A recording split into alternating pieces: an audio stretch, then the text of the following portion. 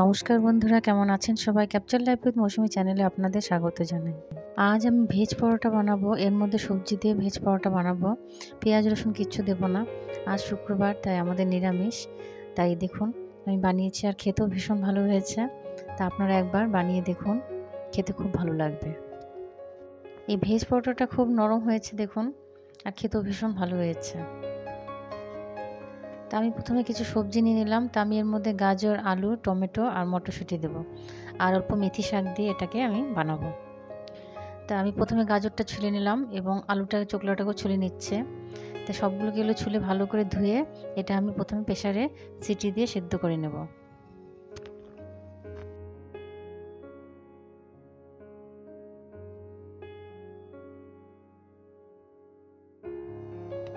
তা আমি প্রেসারে দিয়ে দিচ্ছি। এটা একটা সিটি দিলেই হয়ে যাবে, সেদ্ধ হয়ে যাবে।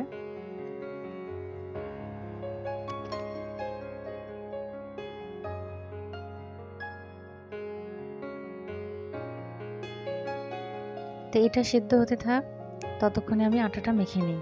তা আটার মধ্যে আমি কিচ্ছু দিইনি, শুধু লবণ দিয়েছি, দিয়ে জল দিয়ে আটাটাকে আমি মেখে নেব। তো মেখে আমি ভালো করে মেখে এটা অল্প সময়ের জন্য রেখে দেবো।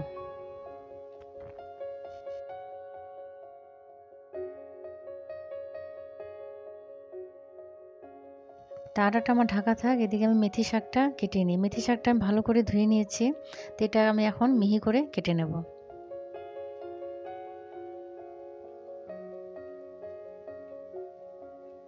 তো শাকটা আমার কাটা হয়ে গেছে।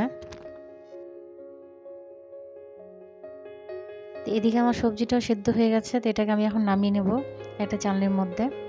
তা জলটা ঝরিয়ে আমি এটাকে এখন ভালো করে মেখে নেব।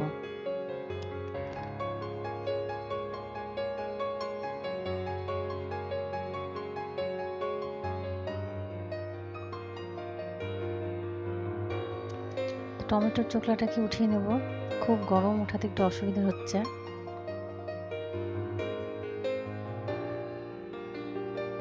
এবার আমি এটাকে ভালো করে মেখে নেব। এমনভাবে মাখবেন যাতে এটা দানা না থাকে। তো আমার সেদ্ধটা মাখা হয়ে গেছে। আমি কড়াইতে অল্প তেল দিয়ে এর মধ্যে অল্প পাঁচফোড়ন সম্বার দেব। তা পাঁচফোড়ন দিয়ে এর মধ্যে আমি অল্প আদা বাটা দেব। তা আদা বাটাটা দিয়ে আমি এখন যে আমার মেথি শাকটা আছে সেই শাকটা দিয়ে একটু ভাজা করে নেব।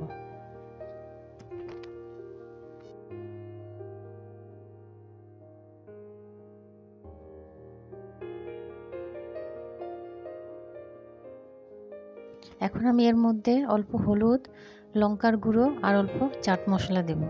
দিয়ে শাকটাকে অল্প ভালো করে ভেজে নেব। শাকটাকে অল্প ভালো করে ভেজে নেব। তা আমার শাকটা দেখুন ভাজা হয়ে গেছে। তো এর মধ্যে যে আমার যে সেদ্ধটা আছে সেটা আমি এখন এর মধ্যে দিয়ে দেব।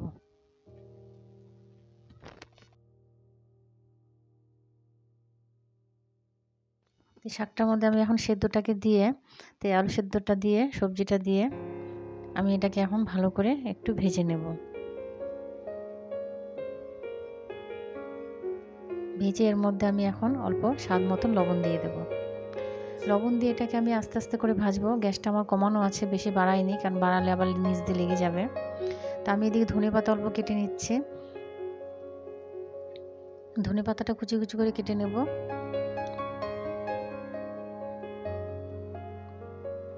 তা আমার ধনেপাতাটা কাটা হয়ে গেছে। এবার আমি ওই সেদ্ধর মধ্যেই ধনেপাতাটা দিয়ে দেব।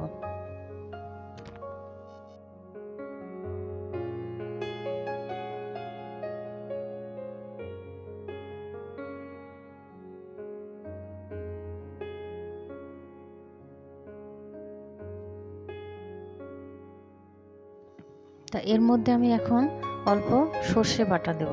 দেখুন এই সর্ষেটা আমি বেটে রেখেছিলাম অনেক দিন আগে। তা আমি এর মধ্যে হলুদ, লবণ আর একটু সর্ষের তেল মেখে রেখে দিয়েছি, কিচ্ছু হয়নি, ফ্রিজে ছিল। তো 1 চামচের মধ্যে আমি সর্ষে বাটা দিয়ে দেবো। এই সর্ষে বাটাটা দিলে এটার স্বাদ খুব ভালো লাগবে খেতে। তা আপনারা একবার করে দেখুন এভাবে।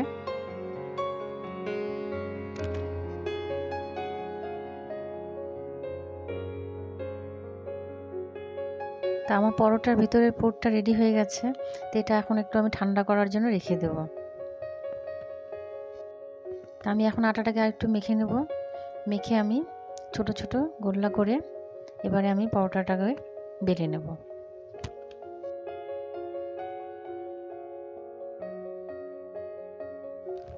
তা আমি আটার গোল্লাটা করে নিলাম।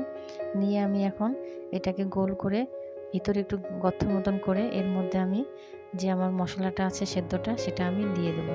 তো একটু বেশি করেই দেবেন, তাহলে খেতে ভালো লাগবে। দিয়ে এটা আমি আস্তে করে এটা পুরোটা ঢেকে দিয়ে এটাকে বেলে নেব। দেখুন এইভাবে করুন, একটুকু বার হবে না আর খুব সুন্দর হবে।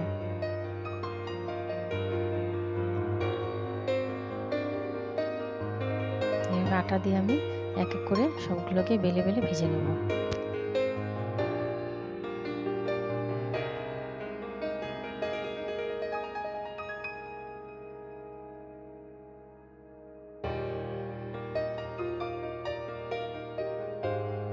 দেখুন কত সুন্দর হয়েছে, বেলাটা একটুকু বার হয়নি।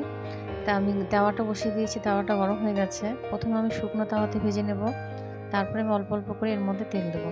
বেশি তেল দেবো না আমি। দেখুন অল্প অল্প করে তেল দিয়ে এটাকে আমি ভাজবো। তো এদিকে আমি আরেকটা করে নিচ্ছি। এইভাবে চারিদিকে ঘুরিয়ে ঘুরিয়ে আস্তে আস্তে করে ভাজবেন, তাহলে সাইডটাও এটার হয়ে যাবে, না হলে সাইডগুলো কাঁচা থাকবে।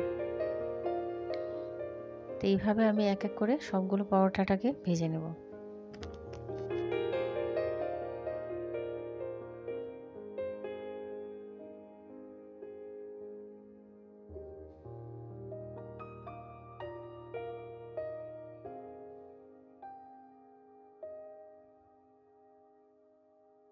এইভাবে করে সবজি দিয়ে পরোটা বানান, দেখবেন খেতে খুব ভালো লাগবে।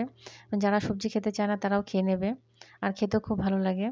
তো এটা আপনারা সবজি দিয়ে, ডাল দিয়ে, আচার দিয়ে, সস দিয়ে, যেটা দিয়ে খাবেন সেটা দিয়ে ভালো লাগবে, বা এমনি খালিও এটা খাওয়া যাবে, কারণ এর ভেতরে সবজিটা অনেকটাই আছে। আর এটা টেস্টটাও খুব ভালো হয়েছে, আপনারা একবার করে দেখুন।